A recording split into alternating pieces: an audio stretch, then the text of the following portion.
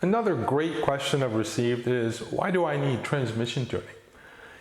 The question comes to, our tune makes really smooth and great power, and that comes with transmission tuning for two reasons.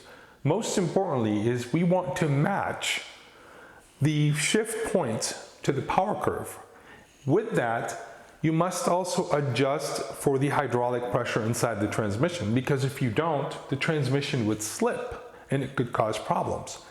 If you see a tune that makes a lot of power without trans tuning, it means that the tuner is tricking the transmission software into believing that there is not much power being made. This could cause into a lot of slippage and possible failure.